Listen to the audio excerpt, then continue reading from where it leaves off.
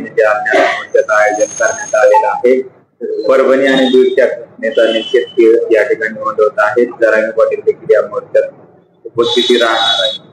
नक्कीच परभणी आणि मसाजोगच्या घटनेचा निषेधार्थ मोर्चे निघले पाहिजे आणि त्या दोन्ही व्यक्तींना म्हणजे संतोष देशमुख असतील स्वर्गीय आणि इकडे सोमनाथ सूर्यवंशी असतील यांच्या घटनेच्या मारेकऱ्यांना कठोर शिक्षा झाली पाहिजे, त्यांच्या कुटुंबांना न्याय मिळाला पाहिजे यासाठी मोर्चे निघले पाहिजे। परंतु हे मोर्चे लोकशाही मार्गाने पाहिजे। याच्यामध्ये मीडिया ट्रायल जास्त आहे आणि कुठतरी त्या देशमुख कुटुंबियांना न्याय देण्यासाठी कोणी धडपडत नाही, सूर्यवंशी यांच्या कुटुंबियांना न्याय देण्यासाठी कोणी धडपडत नाही, परंतु कोणाचं राजकीय अस्तित्व खराब करायचं आणि स्वतःचं राजकीय अस्तित्व कसं निर्माण करण्यासाठी सध्या खटाटोप सुरू आहे। आणि काही नेते ज्यांचं अस्तित्व संपलेलं आहे कुठेतरी उपोषणाच्या नावाखाली डिंग्या मारण्याचं काम त्यांचं सुरू आहे। गेल्या अनेक दिवसापासून तारका देण्याचं काम सुरू आहे आणि त्यांच्या मागे आता समाज राहिला नाही। मग यांच्या मोर्चामध्ये बळच घुसण्याचं काम यांचं सुरू आहे। यांनी आता कुठतरी समाजाला तर वेटीच धरणं मराठा समाजाला सुद्धा आवडत नाही।